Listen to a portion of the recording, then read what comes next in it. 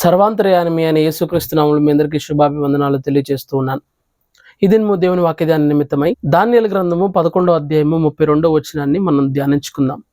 తమ దేవునిని ఎరుగువారు బలము కలిగి ఆశ్చర్య కార్యములు చేయుదురు అనే మాటను మనం గమనిస్తున్నాం. ప్రియులరా, లేఖనంలో మనం గమనించగలిగినట్లయితే తమ దేవునిని ఎరుగువారు, వాక్యం ఉంటున్న ప్రియ సహోదరుడా, నీ దేవుడు ఎలాంటి వాడో, ఆయన ఎన్ని శూరకార్యాలు చేయగలడో నీ దేవుని గురించి నువ్వు తెలుసుకోగలుగుతున్నావా?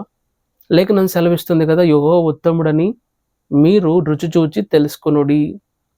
మన జీవితాల్లో దేవుడు ఎన్ని కార్యాలు చేశాడు, ఎన్ని అద్భుతాలు చేశాడు అనేవి మన జీవితాల్లో అవి మనకి ఒక హెచ్చరికగాను, ఒక జ్ఞాపకంగాను, మనలను పురుకొల్పేదిగాను ఉంటుంది అనే విషయాన్ని మనందరం కూడా గమనించాలి. కాబట్టి వాక్యం ఉంటున్న నీ నా జీవితంలో, వాక్యం ఉంటున్న మన జీవితాలలో మన దేవుడు అద్భుతాలు చేయగలడు, మన దేవుడు ఆశ్చర్యకార్యాలు చేయగలడు. తమ దేవుని ఎరుగువారు.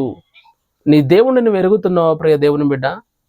నీ దేవుడు ఎంత అద్భుతాలు చేయగలడో, ఎన్ని ఆశ్చర్యకార్యాలు జరిగించగలడో నీవు ఎరగగలిగిన కృప నీకుందా? అటువంటి ఆధిక్యతలో నీవు ఉన్నావో లేదో ఈ దినము పరిశీలన చేయవలసిన వారమై ఉన్నాం. కాబట్టి నీ దేవుడు నీవు ఎరగాలి.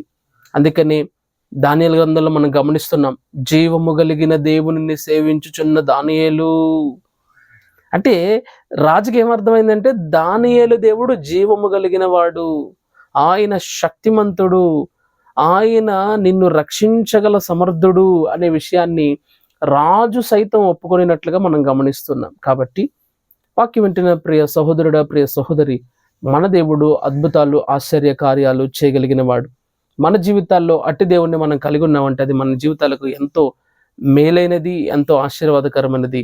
మన దేవుణ్ణి ఎరగడం ద్వారా, ఆయన ఎలాంటి వాడో తెలుసుకోవడం ద్వారా, ఆయన ఏం చేయగలడో తెలుసుకోవడం ద్వారా మన జీవితాల్లో విశ్వాసం కలిగి ఆయనను మనం అడగడానికి అవకాశం ఉంటుంది. కనుక మన దేవుణ్ణి మనం ఎరగాలి, దేవుని గురించి తెలియాలి అని అంటే ప్రతిదినము మనం దేవుని సన్నిధిలో ప్రార్థించి ఆయన దగ్గర నుంచి ప్రతిదీ అడిగి పొందుకున్నప్పుడు మన విశ్వాసం రోజు రోజుకి అభివృద్ధి పదంలోకి, అభివృద్ధి రోజు రోజుకి దినదిన అభివృద్ధిలోనికి మన జీవితాలు ఉంటేనే లేఖనం హెచ్చరిస్తూ ఉంటుంది. అట్టి విధంగా మనం కొనసాగుతాం. ప్రార్థన.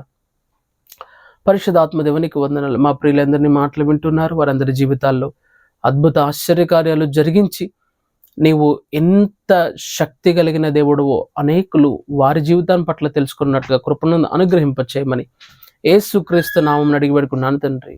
ఆమేన్. God bless you.